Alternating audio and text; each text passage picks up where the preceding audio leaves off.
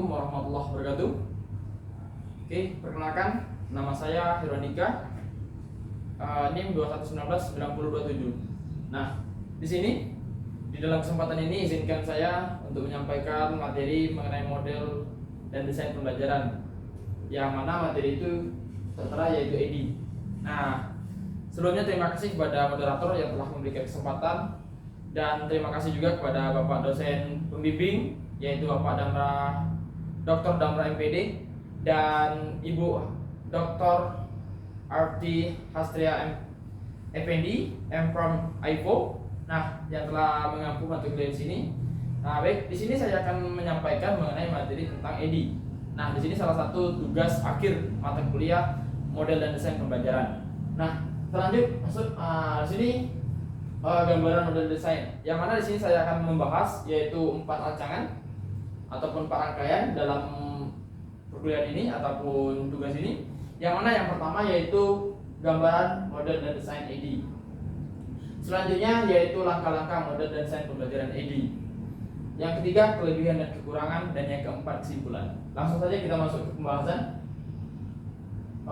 Oke, yang pertama kita membahas tentang gambaran model dan desain EDI.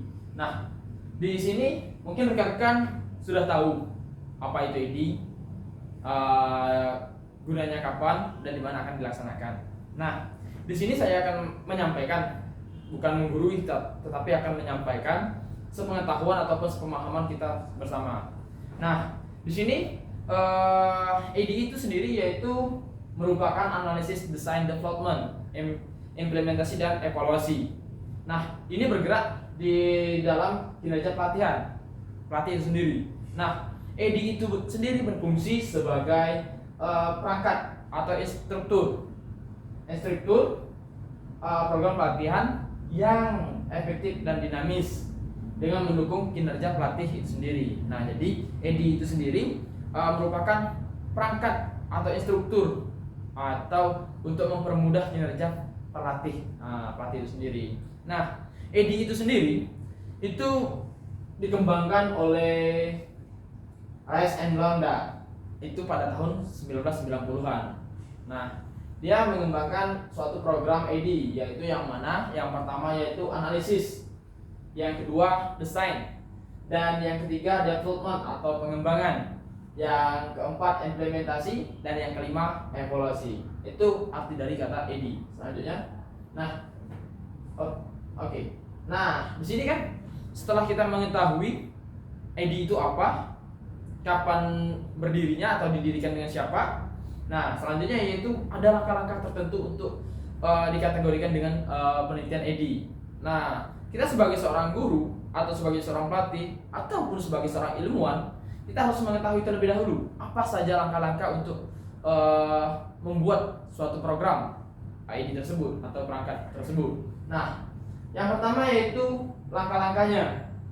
Langkah-langkah model dan desain pembelajaran EDI. Oke, kita lanjut.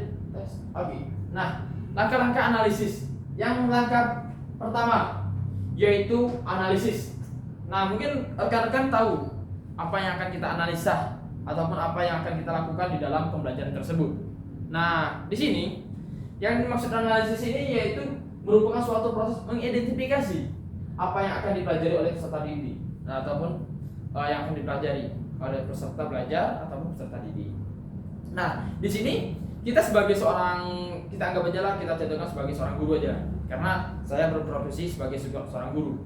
Nah, di sini kita harus mengidentifikasi dulu peserta kita dan apa saja yang akan kita terapkan. Setelah kita mempelajari ataupun mempelajari peserta didik kita, nah yaitu melakukan need assessment atau kebutuhan. Kita harus mengidentifikasi terlebih dahulu apa kebutuhannya, dan seterusnya yaitu mengidentifikasi masalahnya, kebutuhannya. Itu kan ada analisis kebutuhan, kita menganalisis kebutuhan terlebih dahulu.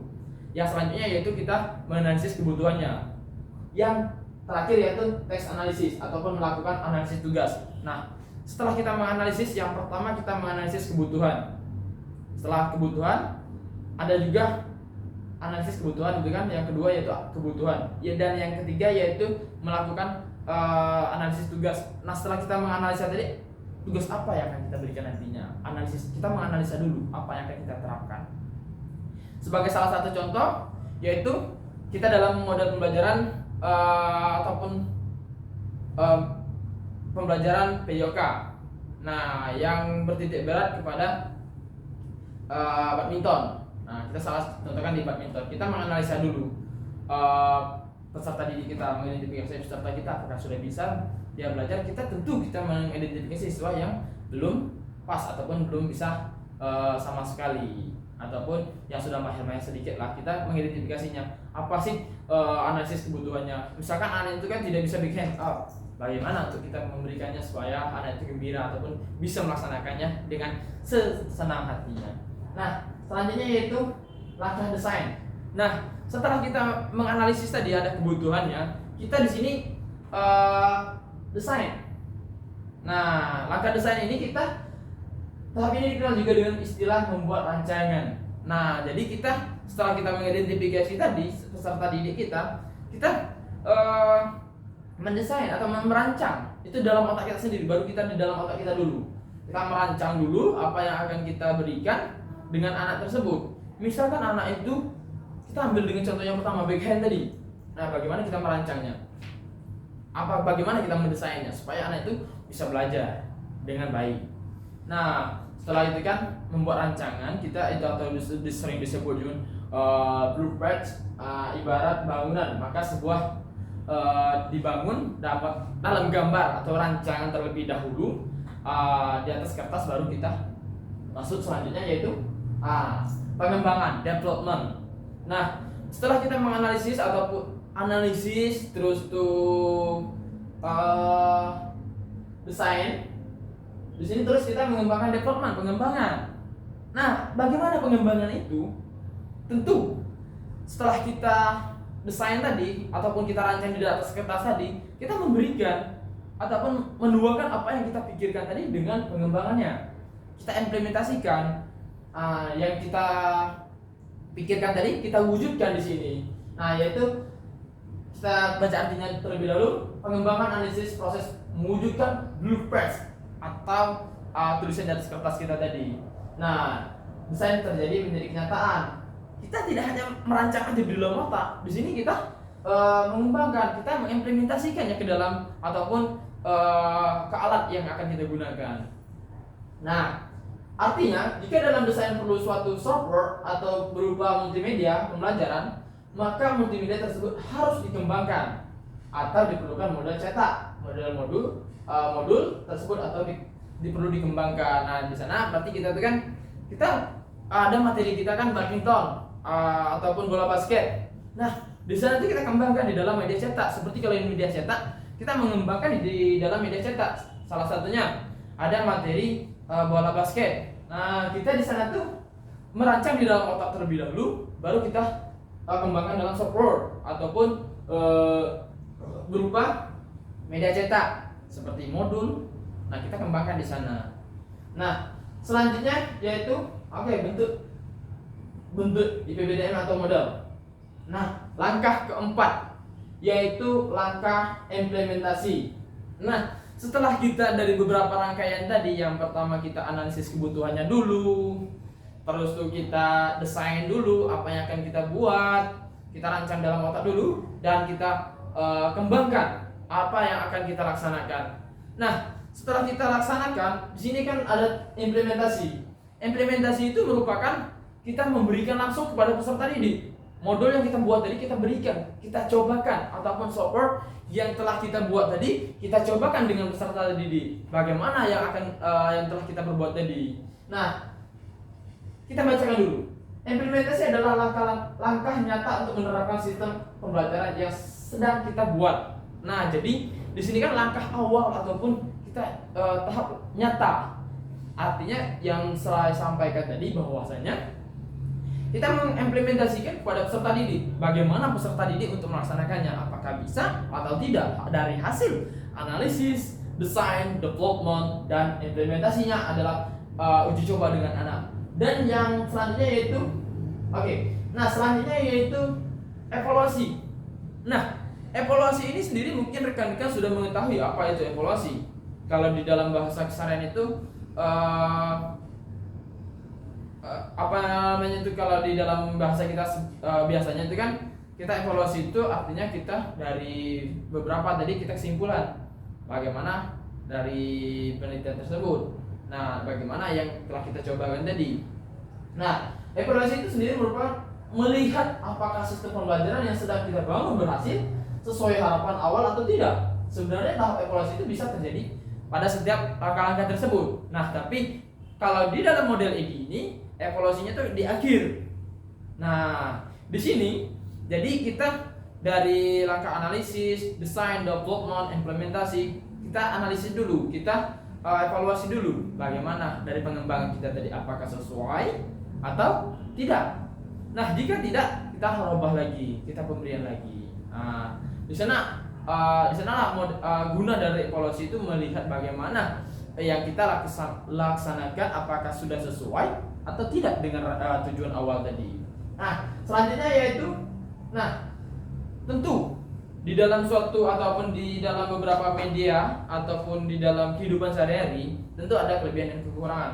Jelas di dalam PPT kita ataupun makalah kita ataupun materi kita tentu ada kelebihan dan kekurangan. Tidak luput dari sana. Nah, di sini kelebihan EDI ini itu model ini sederhana dan mudah dipelajari serta strukturnya sistematis. Nah, di sini kelebihannya itu ialah model ini sendiri yaitu terstruktur, sederhana dan mudah dipelajari. Nah, itulah salah satu kelebihan dari model EDI. Kita seorang guru bisa mempelajari bagaimana dan strukturnya terstruktur. Hal ini tidak boleh diacak. Misalkan kita senang untuk desain dulu, tidak bisa di dalam model ini. Kita harus menerapkan analisis dulu. Karena kalau kita langsung mendesain, itu kita tidak bisa menerapkan dengan siswa. Tidak sesuai. Misalkan siswa ini kebutuhannya badminton, tetapi kita mendesain bola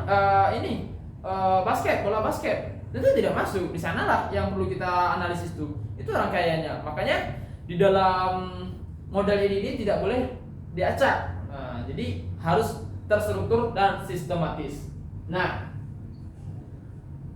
seperti kita ketahui, dalam model EDI ini terdiri dari 5 komponen yang saling berkaitan dan terstruktur secara sistematis. Artinya tidak, yang saya sampaikan tadi itu tidak boleh dirubah-rubah ataupun harus terstruktur dari analisis, desain, development, dan implementasi, dan terakhir yaitu evaluasi. Itu harus selaras. Nah, yaitu tentu di balik kelebihan ada juga kekurangan. Nah, kekurangan di sini yaitu model ini, desain ini adalah dalam tahap analisis memerlukan waktu yang lama. Tentu untuk mencari ataupun membuat suatu program yang lebih efisien untuk efektif suatu model itu tentu kita memerlukan waktu yang lama, karena kita harus berpikir matang dulu apa yang kita analisis dulu. Kita lihat dulu bagaimana peserta didik kita. Terus tuh kita desain dulu. Misalkan ini desain kita, misalkan anak ini kekurangannya di dalam bola basket. Kita mendesain dulu apakah model ini pas ataupun yang kita terapkan ini desain ini pas atau bagaimana. Kita harus mengkaji terlebih dahulu. Kita tidak bisa gabah-gabah ataupun secara cepat membuat hal itu. Kita harus beberapa kali berpikir. Nah, setelah itu kita desain, terus tuh pengembangan kita kembangkan, kita terapkan dari pemikiran kita tadi, kita terapkan kepada siswa. Nah, baru implementasi. Di sana tuh untuk memerlukan waktu yang lama. Kita dari beberapa tahapan itu memerlukan waktu yang lama. Nah, selanjutnya dalam tahapan analisis ini, pendesain atau pendidik diharapkan mampu menganalisis 2 komponen dari siswa. Nah, itu kan kekurangannya, yaitu guru tuh harus menganalisa 2 menganalisa komponen siswa. Yang pertama itu menganalisa terlebih dahulu, membagi analisis menjadi 2, yaitu analisis kerja dan analisis kebutuhan. Nah, di sana itu kan ada kerja dan ada kebutuhan. Nah, dan selanjutnya nah, mungkin itu yang dapat saya sampaikan dengan materi ini, materi ini. Mungkin itu yang dapat saya sampaikan. Lebih dan kurang saya mohon maaf. Terutama kepada Allah saya mohon ampun. Saya akhiri, wabillahi taufiq wal hidayah. Wassalamualaikum warahmatullahi wabarakatuh.